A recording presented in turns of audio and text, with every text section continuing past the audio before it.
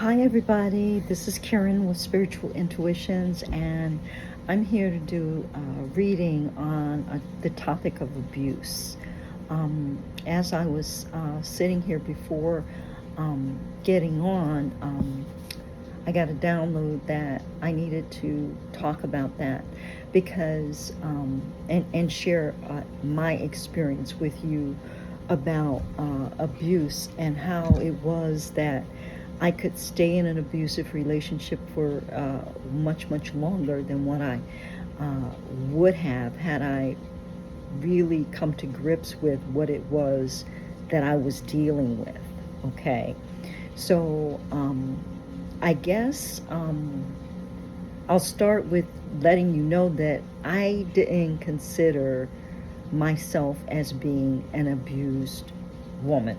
Okay, I did not consider that. I thought that abuse was, it had to be physical, number one, that there had to be some kind of physical violence going on. I thought that it had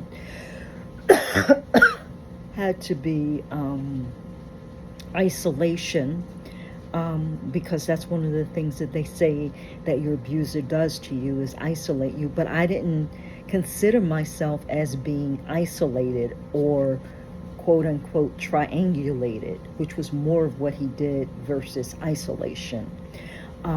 Triangulated, when I say that, I mean getting other people that are in your private network, like your family members, your good close friends, and whatnot, to agree with him, to be on his side of matters, to make you look like a fool in front of them and they be okay with it, to possibly even go and scheme behind your back with them, and have you as the laughing stock and not know it.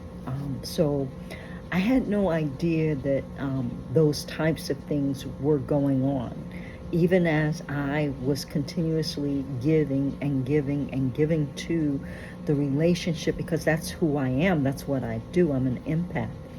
And I'm one that just overgives. So as I'm giving and focusing on keeping the relationship together, and when things happen that would piss me off, I would say to myself, well, I can't afford to focus on that. I have to focus on keeping my relationship together. That's what I have to focus on and nothing else. And so I kept my blinders on and I forged ahead, because what I wanted, I thought, was something that was different than what I grew up with, which was also an abusive relationships between my parents, my role models. But I didn't see that I was in that. I saw it differently. Okay, so why am I saying all of this? So I'm saying this to say that there are different, like, you can be in an abusive relationship and not realize it. So you have to be, if you don't know or have a very broad view or a very broad perspective, meaning that there you get information from outside of your experience on what abuse is, you may not know you're being abused, because if you only listen to your view of things, your specific experience, if you only use that to inform you about the process of abuse and the dynamics of abuse, you may not know that it's happening to you. And so you stay, you don't fight it, you get deeper and deeper in the trenches, of the whole dynamic, the whole codependent, abusive dynamic that can occur, to the point that you could wind up dead, or excuse me, unalived, I think is the word on YouTube now. So basically, you can also misinterpret the danger that may be present in your relationship, with you sleeping with the enemy and not knowing that it's the enemy. You may not be aware of what your partner is capable of because they may not show you everything. And you may have nothing to compare it to. So you just stay and you let yourself be abused, you let yourself be manipulated and used, and the life sucked out of you. And that is what happened to me. Now, I knew that there was something wrong, but I didn't know what it was specifically. And because I didn't know what it was specifically, and I didn't term it or define it as abuse, I just kept feeling the stabbing pains that would occur when my partner would do offensive things to me, violent things to me, that I didn't consider violent, like demeaning me. And like I would have the dog, and I would say, don't let the dog outside or something, and he would deliberately, right then and there, go to the door and let the dog out, and then call the dog back as to say, well, you don't matter what you want, or what would happen. I mean, it would be really, really subtle things that one may not take as aggression, but is highly, what do you call it, passive aggressive. There was a lot of passive aggressiveness in my relationship, in our relationship. And whenever I did something that upset him or pissed him off, that would show up. Those microaggressions would show up. And I couldn't put my finger on it most of the time because I didn't know that it was a retaliation for something that he didn't like, because he would never let his emotions be seen. And to make it worse, I'm the type of person whose emotions show easily on my face. And I didn't realize that it was just so easy for him to read me, and I not even be aware that he could read my emotions, could read everything that I was thinking, because of I would express it on my face without even knowing. And as time went on, people used to tell me, oh, or have strong emotion or reactions to certain faces that I would make.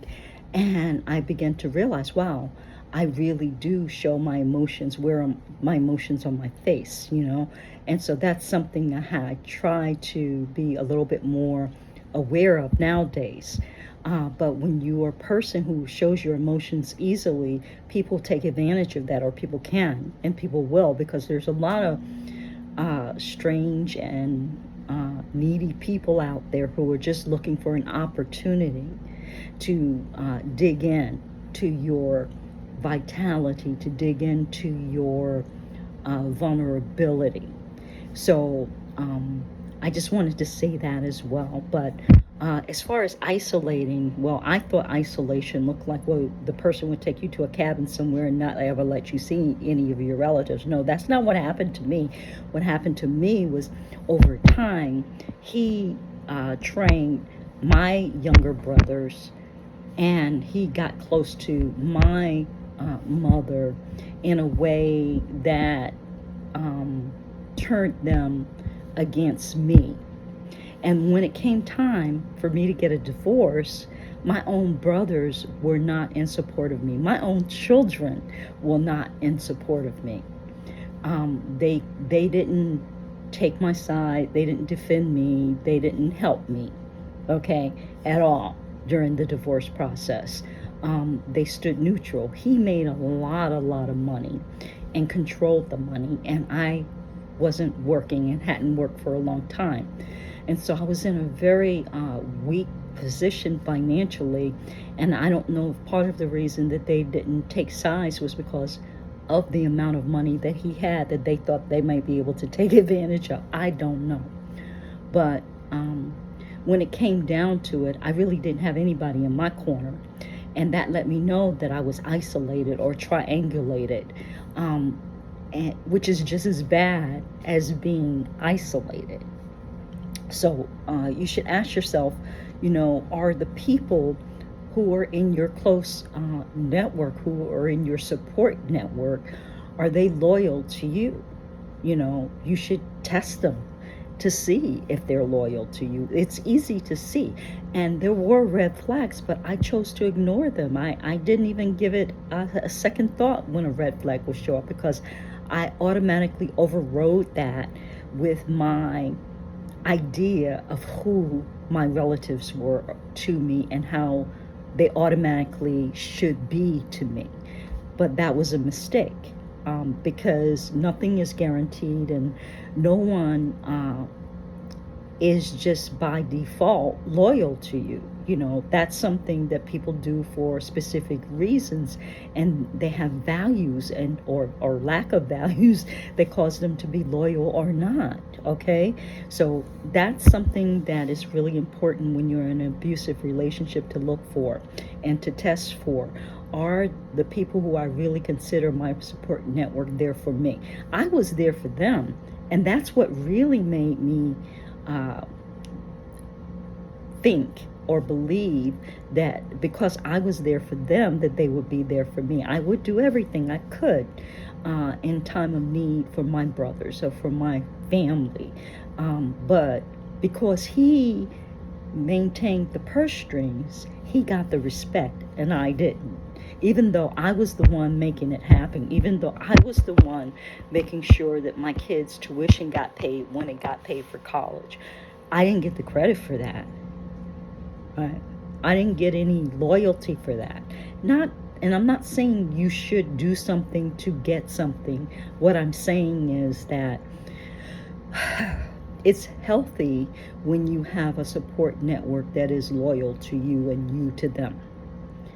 And when there is a breach in the network, when there is a crack that allows the venom in, the traitor in, the enemy in, and they're able to turn, enemy forces are able to turn active allies against you and to their side, that becomes a huge issue and a problem for the person who is under attack, who is being abused by the abuser.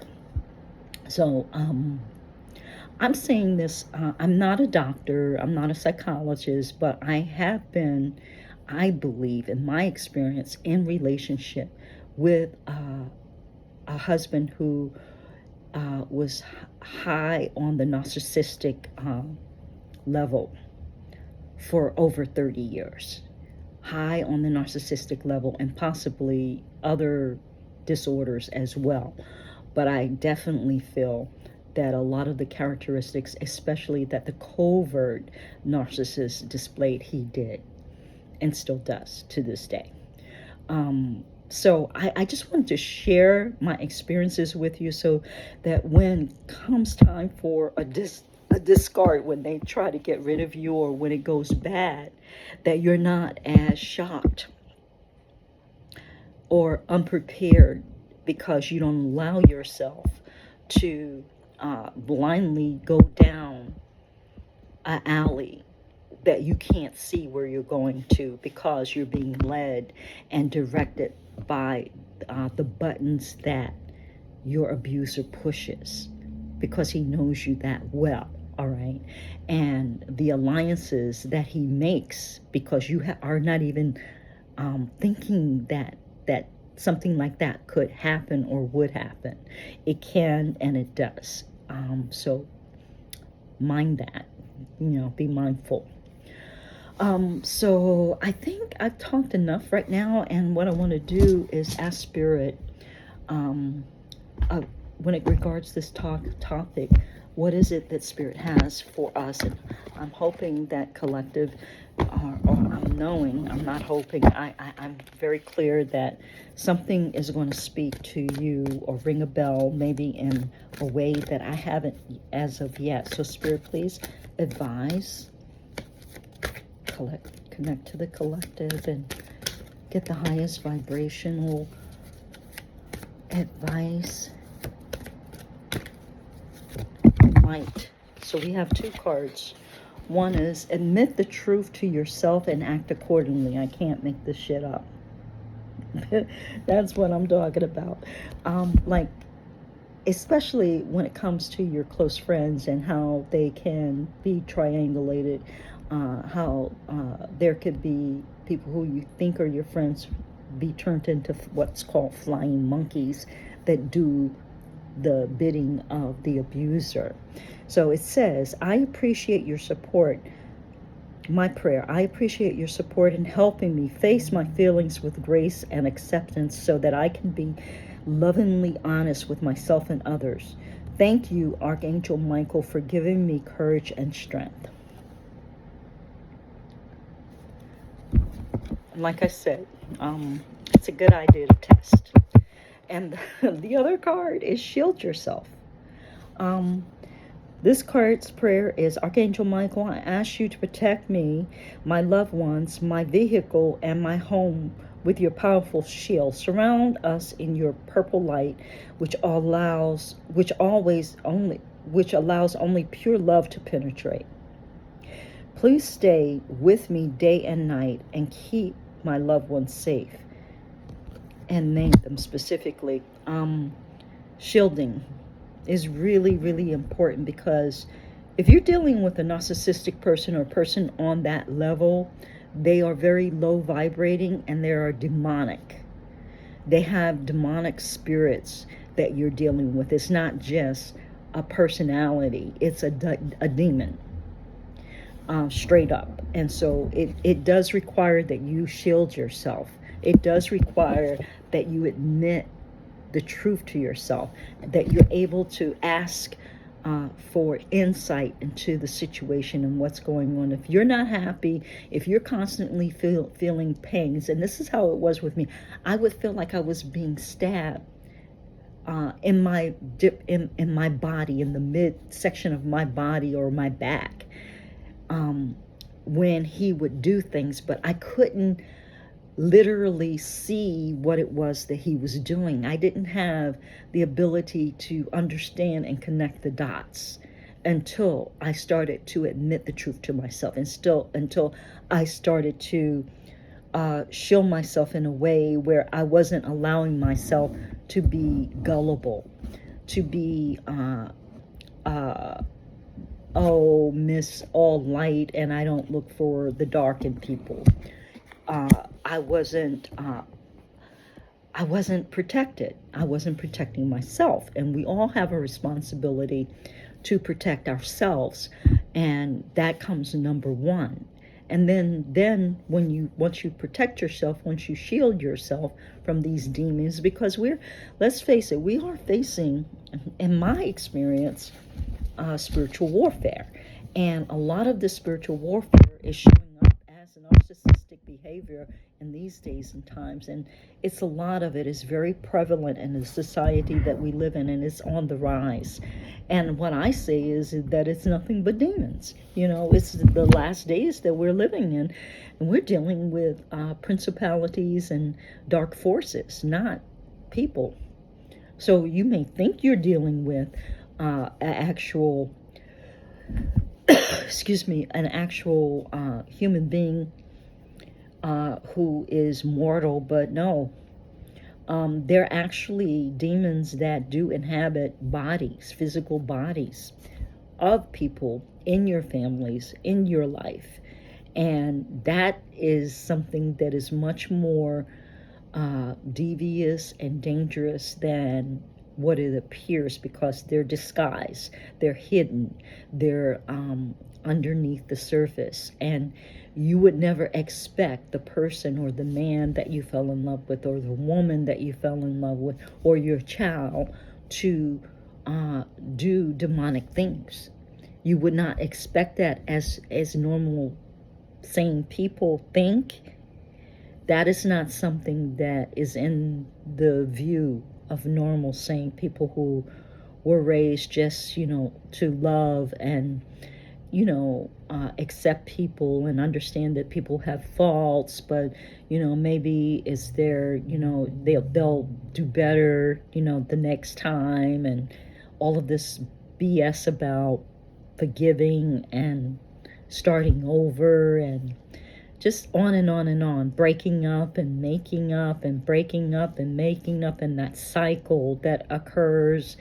And all the while you're breaking up, while I was breaking up and making up, because he would do egregious things like cheat, like lie, I would be getting deeper and deeper into the trenches of the choker around my neck, where the demon was able to push buttons and control my every move. And it was very painful. It was very scary. It got to the point where at some points I didn't know if I was coming or going. Demons can have you really, they come to kill, steal, and destroy. And a major part of what they do is confuse you. They create confusion around you. I remember at one point where I was deep into trying to get out of this shit, that I read something about, if there is confusion, then the devil is not far away, because God doesn't confuse you. There is no confusion in the truth. There's confusion in lies and deceit. And so if you're feeling constantly confused, if you're feeling pains and you don't know where they're coming from, whether they're bodily pains or emotional pains, and you can't pinpoint them, if you're feeling like you're constantly under attack, if you're constantly depressed, if you're constantly walking around with lack of vitality because you feel so drained, these are signs that you're under attack from a demon, from a demonic force. These are signs, because there's certain entities that attach to people who need your vitality, and their whole object is to suck the life out of you. And it does two things. One is it keeps you from fulfilling your God-given talents and purpose here on this planet. And the second thing it does is it gives them energy. It gives them life. They can't survive without someone's life force, because they don't have their own, because they're soulless. These entities are soulless. They can't generate and create, so they have to pull out the creativity and the life force from someone who does have a soul. And it's a whole nother reason about how your loved one became soulless. Maybe when you met them, they had a soul, or maybe they participated in so many low vibing activities that they crossed the line of no return. It's like you can measure and measure and measure, and everybody has a certain amount of free will. But once you use your free will to go left enough, then you're going to go off of the chart, and there's no more choice. You're just off. You're just not there anymore. Your soul is submitted in submission to this demonic force, to this entity, or whatever it is that is evil, that is dominating and controlling and using that body to get what it needs in order to survive and have its purpose fulfilled here on this planet.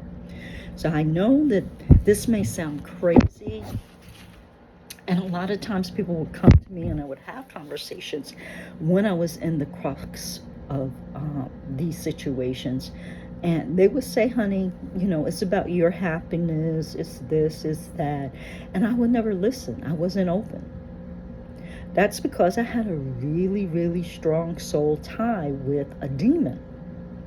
Or maybe many demons. I freaking don't know. But I was not open. I was not available. And how I got out of that was through prayer and spiritual practice, through spiritual bathing, through spiritual practices, through yoga, through meditation, through, oh my God, I did so many things. I became a Reiki master. One of the ways that I combated the situation, even though I didn't know that I was being attacked, was when I would feel myself getting depleted to a really, really low, dangerous level. I would go and I would do something that was high, very high vibrational, like sign up for a yoga teacher training and complete it, or sign up for Reiki level 1 and 2, and then level Reiki master, and I would devote. It was through devotion to something that was very high vibrational that I was able to pull up each time. And then I would let myself get depleted because I wouldn't leave, because I wouldn't change my perspective.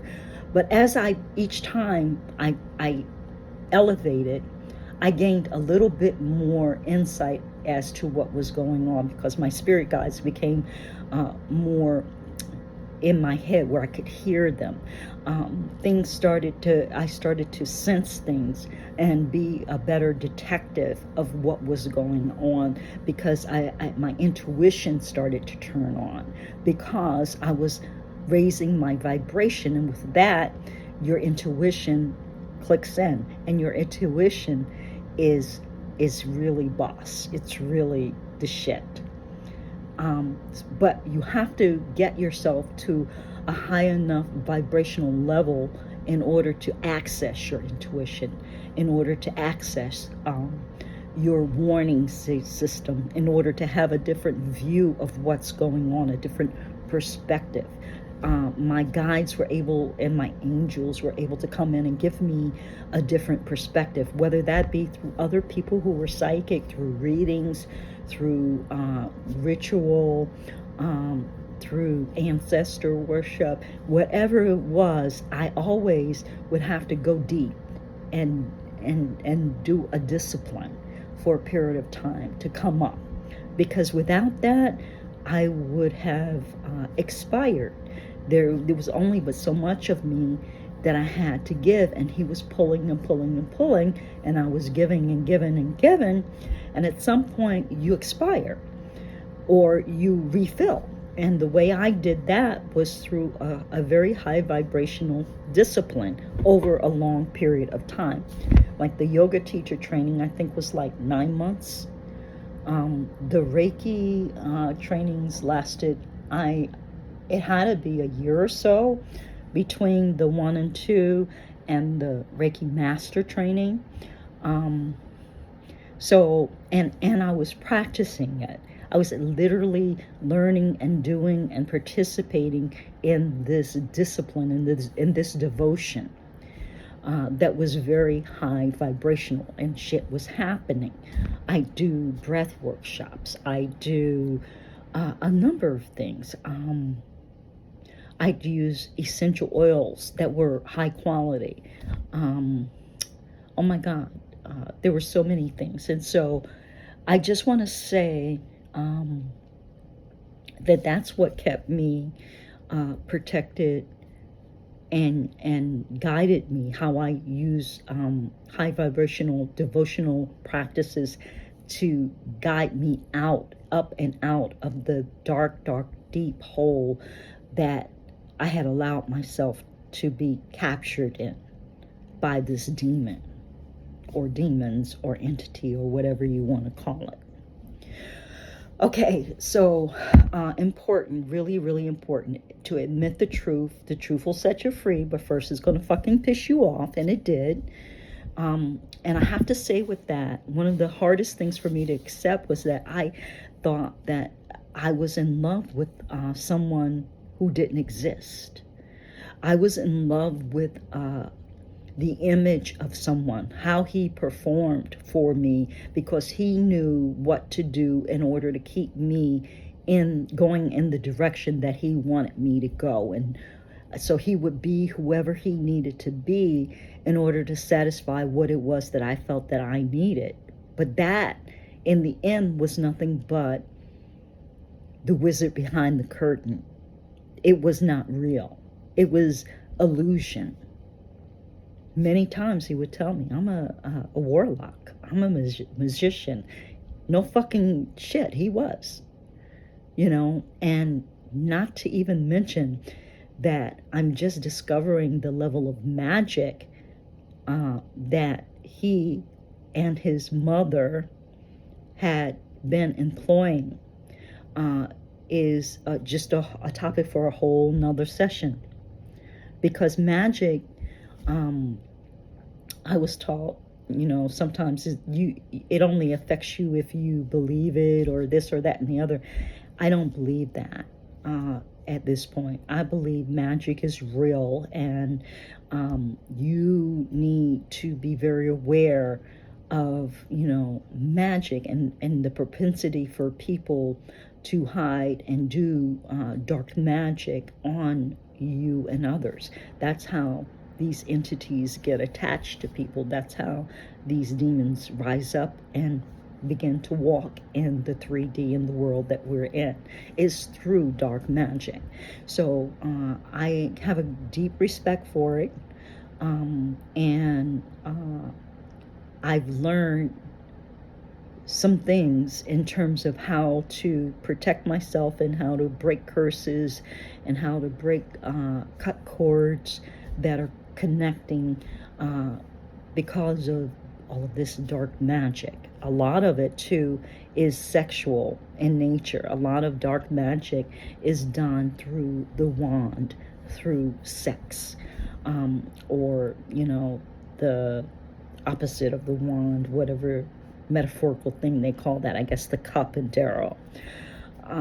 But yes, so that's that. So I think that these two concepts, to shield yourself, to learn how to shield and protect yourself, and if you don't know, pray and ask, do some research, and to admit when you see a thing, believe it.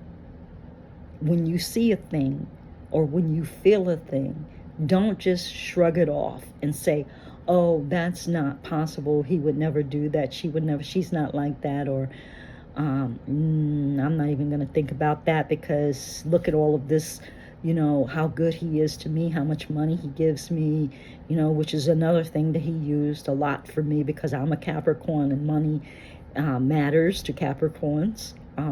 So he was making good money, he was giving me money, had no reason to think. It was like a dichotomy, because on the one hand he would give me the physical things that I required and more in order to trap me into the illusion that I was getting something for being in the relationship that I wasn't. I was only giving, and he was taking, but he made it look like he was giving, but what he gave was very little in terms of finances, in terms of what he made. It was breadcrumbs. And the longer the relationship went on, the less and less the breadcrumbs became. So I think I just want to do one more card, and that's going to be a Crystal Oracle Grid card to see what kind of crystalline grid, which is another thing I started to work with, was crystals. All things metaphysical, I mean, it's the bomb. These things really can support you and help you in your spiritual warfare, in your spiritual protection, in your manifestation processes. Crystals are sentient beings, and they are allies that work with us, as do herbs, as do many of the things that we just take for granted are inanimate. No, they have sentient intelligence, great living consciousness and power if you know how to align and use it. So the card that we have is manifestation. Knowing how to align and use it. Yeah. working with crystals to manifest what it is you need. And specifically, the first thing that comes to mind in this scenario of shielding yourself is protection. What crystals will protect you?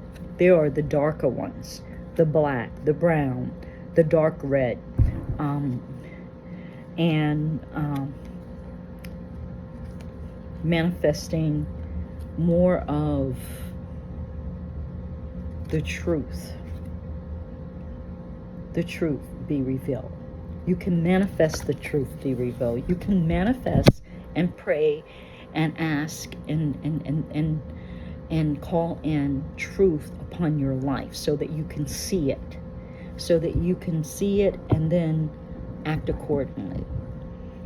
So the manifestation card, it would be Epidote, E-P-I-D-O-T-E. That's the stone, and it's a manifestation stone, and the grid looks like this.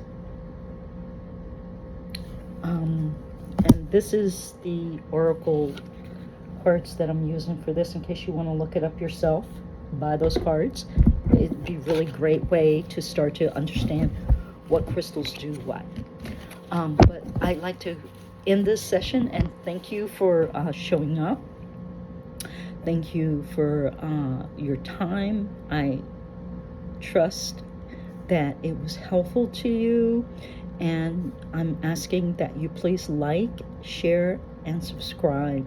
It does the channel a great deal of good. Have a great day. Bye-bye.